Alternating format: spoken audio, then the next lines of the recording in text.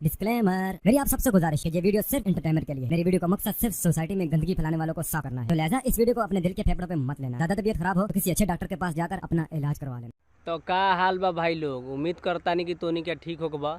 और भाई लोग बहुत तोनी के हमारा वीडियो में देख लो कि सबके हम रिलाई करेनी, लेकिन पहली बार हम मनीम राज के वेलकम फिल्म के मतलब हम प्रमोशन करे वाला बानी।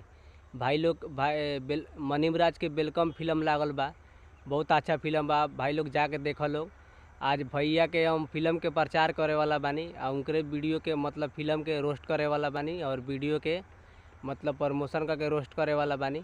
तो भाई लोग बिना कहल लाड़ वाला सुन के चलो वीडियो स्टार्ट करल जाओ, मनीम राज के मतलब फिल्म के प्रमोशन करल जाओ और बात करल जाओ। तो भाई लोग चलो वीडियो स्टार्ट करतानी और बिना बकचोदी के वीडियो स्टार्ट करल जाओ, बिना कोनो लाड़ वाला के वीडियो स्टार्ट करल जाओ। चलो।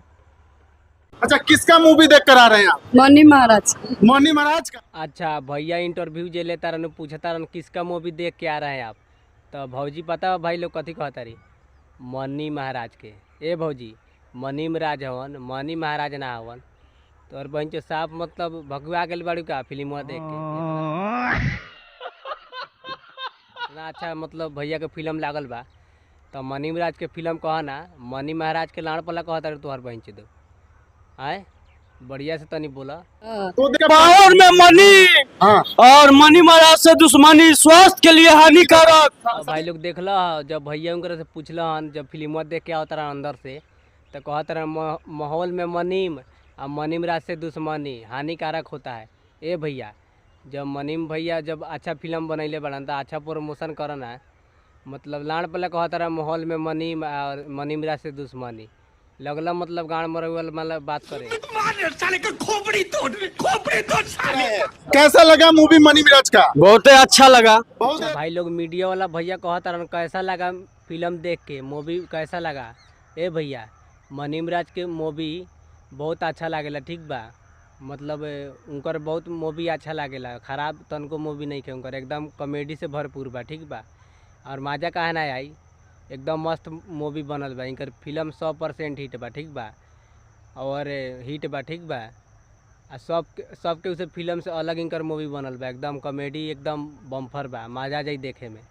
हम बिहाने जाके देखे में इनकर मूवी, ठीक बा। अरे कहना क्या चाहते हो? एकदम। अगर स्टार देना हो 10 में से तो कितना स्टार दीजिएगा? 10 10 में से। भैया पूछता रहन कि अगर स्टार देना हो, मनीम राज के लिए स्टार देना होगा तो कितना स्टार दीजिएगा। तो हम कहता नहीं भैया पूरा स्टार उनकर के दिया मर दे, एकदम मस्त मूवी बनैले बड़न, ठीक है। कैसा लगा मेरा मजाक? एकदम कॉमेडी से भरपूर बा, एकदम साफ सुथरा मूवी बा, ठीक बा, केहू भी देख सकेला।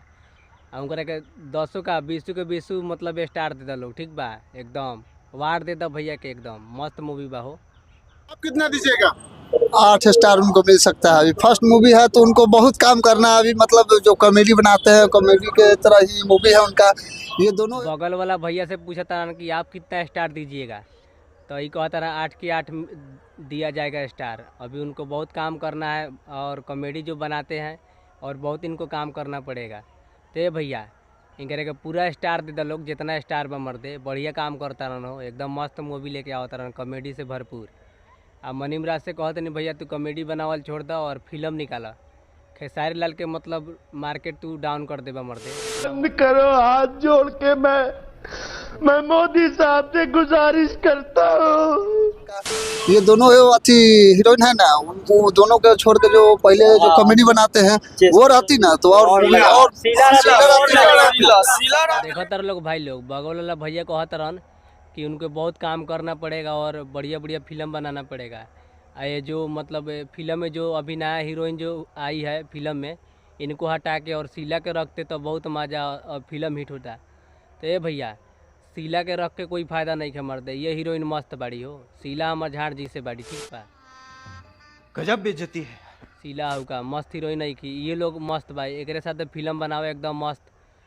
मतलब मार्केट और पैसा बहुत कमाईबा और खेसारी लाल के पीछा करबा, ठीक बा। और ना हो तो काजल राघवानी के उठा के लियावा मर्दे।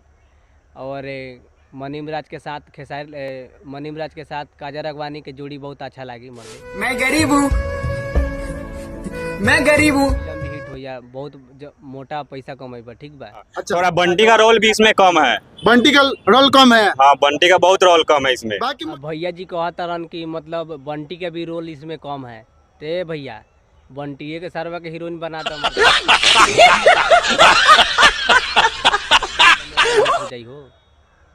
बंटिए तो एकदम हीरोइन जैसे लागी। मनी मिराज के मतलब फेवरेट हीरोइन बा बंटिया, ओकरे के हीरोइन बना दे मर्दे, एकदम मस्त हीरोइन लागी हो और फिल्म भी हिट हो जाई। कर रहे हैं आप लोग। हाँ, वेलकम 2 में लेकिन बनू द ग्रेट आने वाली है। अच्छा तो देख लो है लोग भाई लोग के कहता रहन भैया कि मतलब वेलकम 2 में मतलब मनु डिग्रेट आएगी। तो ए भैया वेलकम 2 में मर्दे मनु डिग्रेट डिग्रेट केना लिया हुआ ठीक बा। यहाँ पर बहुत सारे दर्शक आए हैं। चाचा अभी फिल्म देखने जा रहे हैं। हम देखने जा रहे हैं किनका मूवी देखने जा रहे हैं? मनी महाराज के। मनी मिराज का। मीडिया वाला भैया पूछे तरन चाचा से किनका मूवी देखने जा रहे हैं चाचा। तो चाचा कहता रहे मनी मिराज के। तो ये चाचा जाना मर्दे घरे फिल्म देखा मर्दे, मस्त फिल्म लागल बा।